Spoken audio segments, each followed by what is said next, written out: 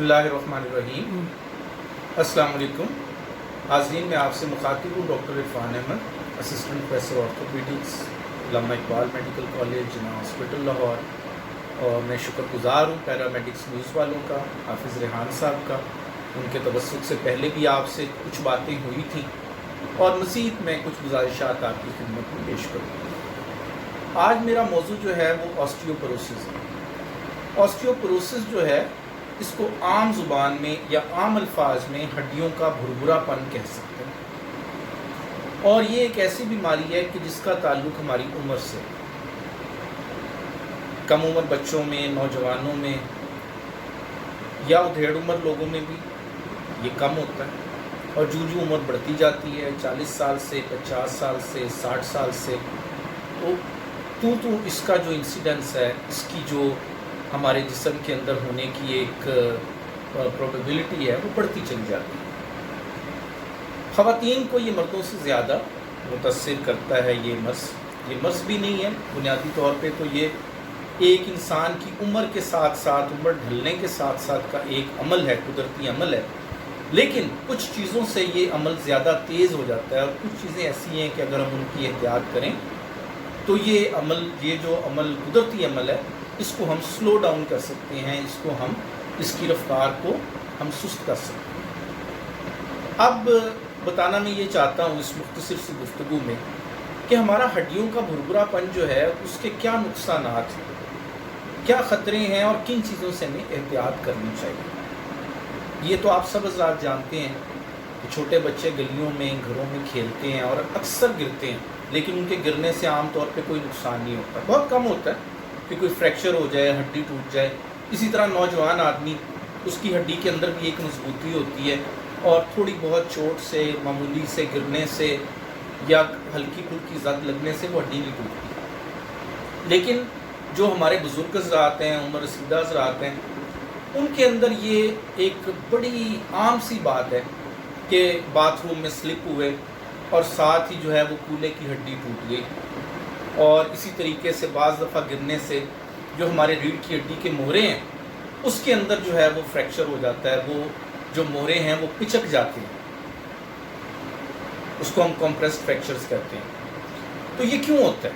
इसलिए होता है कि नौजवानों की या बच्चों की हड्डियां जो हैं वो निस्बतन मजबूत होती हैं, उनके अंदर एक भुरभुरापन नहीं होता और जो उम्र बढ़ती चली जाती है, ये भुरभुरापन बढ़ता चला जाता है। अब इसका क्या तदारुक किया जाए, क्या इलाज किया जाए? उसमें एक तो अपनी ग़िज़ा का ख्याल रखा जाए। जैसे मैंने पहले अर्ज़ किया था कि कैल्शियम और विटामिन डी हमारी खुराक में मुनासिब मिक़दार में मौजूद होना चाहिए। हमारी मुनासिब मिक़दार में वर्जिश, वॉक का एहतमाम और अच्छी यानी कि आबो हवा उसके लिए ज़रूरी है। पॉल्यूशन से बचें। मुज़र सेहत चीज़ें जो हमारी खुराक में बड़ी कसरत से शामिल होती चली जा रही हैं, सिगरेट नोशी जो है, इससे परहेज़ किया जाए। और अल्हम्दुलिल्लाह हम मुसलमान हैं और अल्लाह का शुक्र है कि ये अल्कोहल वगैरह इन चीज़ों से तो काफ़ी हद तक हम लोग बचे हुए हैं और बचना चाहिए। तो ये भी ऑस्टियोपोरोसिस का एक बहुत बड़ा सबब है। उसके अलावा एक उसकी वजह ऐसी है जो बड़ी कॉमन है और जिसकी तरफ तवज्जो नहीं है, वो है हमारे कोला ड्रिंक्स। इन चीज़ों से भी हम अपनी हिफाजत करें और खुराक में दूध का, सब्जियों का, फलों का इस्तेमाल हम ज़्यादा रखें। दूसरी मेरी ये गुजारिश है कि हमारे जो बुज़ुर्ग हज़रात हैं, ख़वातीन हज़रात हैं, वो एक ख़ास एहतियात उस वक़्त करें जब वो बाथरूम्स में जाते हैं। बाथरूम्स का फ़र्श, हमारे जूते, ये सब ऐसे होने चाहिए कि उसमें फिसलन वाली कोई बात नहीं होनी चाहिए।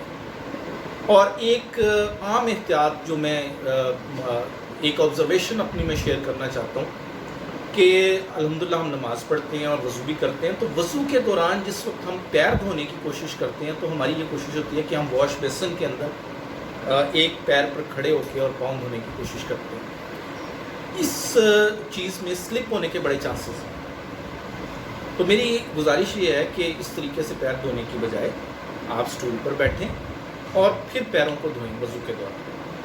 तो ये सारी एहतियातें अगर हम करेंगे तो इंशाअल्लाह उम्मीद है कि हम ऑस्टियोपोरोसिस वाले अमल से उससे हम काफ़ी हद तक बच पाएंगे। इसके अलावा बहुत सारी दवाइयाँ भी हैं ऑस्टियोपोरोसिस के लिए। لیکن ہمارا اس گفتگو کا موضوع فی الحال دوائیاں نہیں ہیں. اور یہ میں آپ سے ضرور کہوں گا، ایک آخری بات جو میں آپ سے شیئر کرنا چاہوں گا کہ اس عمل کے لیے اگر ہم کسی اچھے ڈاکٹر سے، آرتھوپیڈک سرجن سے رجوع کریں تو وہ ہمیں ہماری جتنی بھی یہ مرض کی شدت ہے اس کے مطابق ہمیں کوئی دوائی تجویز کر سکتا ہے. اور اگر ہمارے کسی عزیز رشتہ دار گرد و نواح میں کسی شخص کو یہ فریکچر ہو جائے یا گرنے سے، تو اس میں بھی آپ کو فوری طور پر کسی مستند آرتھوپیڈک سرجن سے رابطہ کرنا چاہیے، بجائے اس کے کہ کچھ ان کوالیفائڈ کسی کے پاس آپ چلے جائیں، کسی جراح یا پہلوان سے آپ پٹیاں کروانی شروع کر دیں، کیونکہ یہ وہ فریکچرز ہیں جن کا آپریشن کے سوا اور کوئی حل نہیں. بہت شکریہ. اللہ تعالیٰ آپ کو صحت مند رکھے، اور انشاءاللہ آئندہ کسی اور موضوع پہ ہم بات کریں گے.